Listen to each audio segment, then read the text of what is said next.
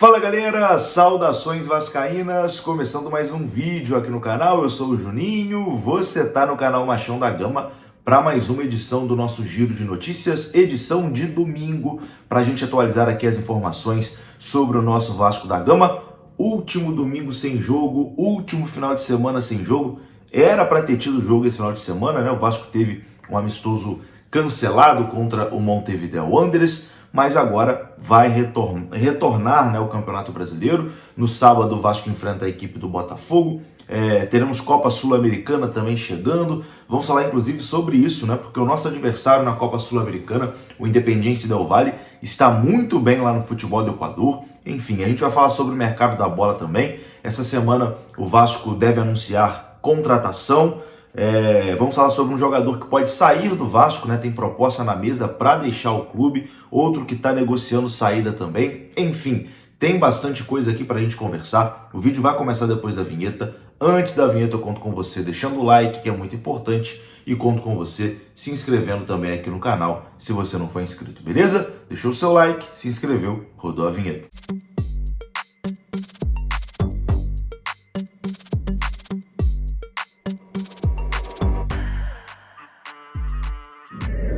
Bora lá então, meus amigos, começando aqui mais um vídeo. Esse vídeo que tem oferecimento da Mais Ágil parceira aqui do canal Machão da Gama. Você pode adiantar o saque do seu FGTS lá na Mais Ágil. O link está aqui na descrição desse vídeo. Você entra em contato com eles e vai ser muito bem atendido, beleza? Se você está precisando daquela grana, quer antecipar o saque do seu FGTS, a Mais Ágil faz isso para você. Mais Ágil parceira aqui do canal Machão da Gama. Informações na tela e link na descrição desse vídeo. Bom, meus amigos, o Vasco já está acertado com o Thiago Mendes, né? Jogador que está livre no mercado. Será a primeira contratação do diretor Admar Lopes à frente do comando de futebol do Vasco da Gama, o português Admar Lopes. A expectativa é que Thiago Mendes chegue no Rio de Janeiro na terça-feira. Ele ia chegar nesse final de semana, acabou que adiaram por mais alguns dias e ele vai chegar no Rio de Janeiro na terça-feira, onde vai fazer os exames médicos ali, preparar tudo para acontecer o anúncio oficial como reforço do Vasco da Gama. O jogador já assinou digitalmente o seu contrato, né? Assinou de forma digital e hoje em dia isso é válido, né? A assinatura digital tem o mesmo valor da assinatura física, então já está tudo acertado, né, com o Vasco da Gama.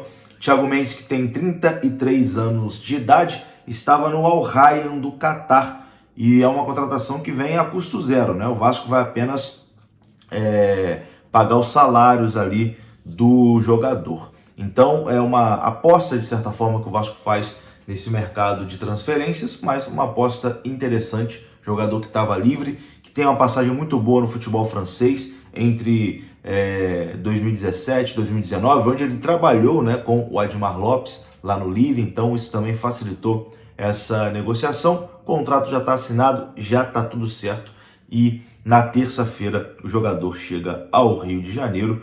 O Thiago Mendes, reforço do Vasco para o meio-campo. Eu quero a sua opinião, quero saber se você aprovou essa chegada de Thiago Mendes para vestir a camisa do Vascão. A sua opinião é muito importante aqui nos comentários. Agora, vamos falar aqui de dois jogadores que podem estar de saída do Vasco da Gama. Um, inclusive, já tem proposta na mesa e você vai saber agora nesse vídeo. O Vasco recebeu uma proposta do Sport Recife para contratar o zagueiro Lucas Oliveira por empréstimo. O zagueiro de 29 anos de idade tem sido pouco utilizado nessa temporada e a diretoria do Vasco já respondeu ao Sport Recife dizendo que sim, aceita fazer negócio, né, com a equipe pernambucana pelo zagueiro Lucas Oliveira. A decisão agora está nas mãos do próprio jogador e de seus empresários, se eles aceitam ou não a investida do Sport Recife. A negociação nesse momento está apenas a um ok de Lucas Oliveira para ser sacramentada e ele fechar com o Sport Recife, o Sport que é o lanterna do Campeonato Brasileiro nesse momento. O Lucas Oliveira tem contrato com o Vasco até dezembro de 2026. Ele começou o ano tendo oportunidades ali no Campeonato Carioca, mas hoje está no fim da fila, né? A última opção entre os zagueiros do Vasco. Uma contratação muito ruim do Vasco, né? O Lucas Oliveira. Já no Campeonato Carioca, ele falhava bastante. Até esse momento, foram 7 partidas com a camisa do Vasco, sendo 5 como titular, todas pelo Campeonato Estadual. A última vez que ele entrou em campo foi na derrota do Vasco contra o Lanús por 1-0 na Argentina, dia 13 de maio, ele entra no segundo tempo. Então, o Lucas Oliveira, bem provavelmente nessa semana, a gente também vai ter uma definição da saída, né, desse jogador a caminho do Sport Recife.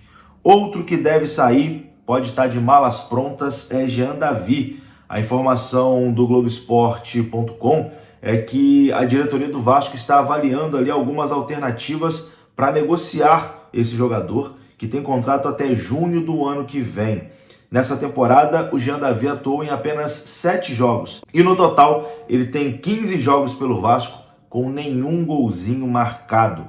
A última vez que ele entrou em campo foi na derrota do Vasco para o Ceará por 2-1, no dia 15 de abril, pela 4ª rodada do Campeonato Brasileiro. Já como titular, a sua última partida foi em janeiro. Ele começou jogando contra o Maricá, jogo que o Vasco venceu por 1-0 no Campeonato Carioca.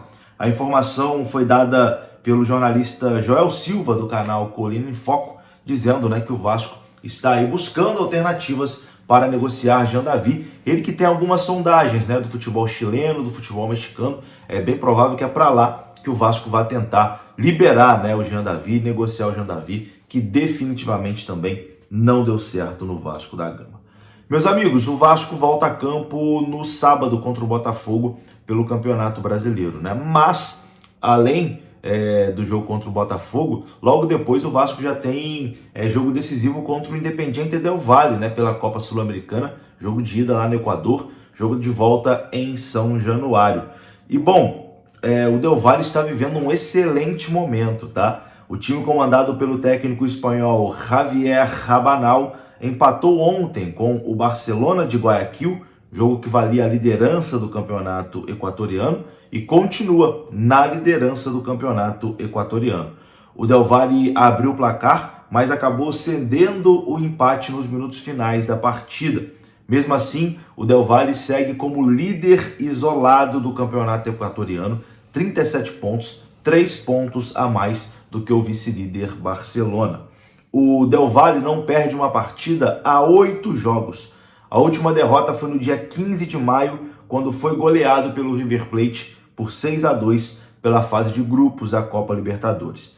Desde esse dia, o Del Valle não perdeu mais. Vive um excelente momento a equipe equatoriana, uma equipe que já é muito tradicional, né, nas competições sul-americanas e que com toda certeza vai dar muito trabalho para o Vasco. É um desafio duríssimo para o Vasco tentar essa classificação contra o Independiente del Valle.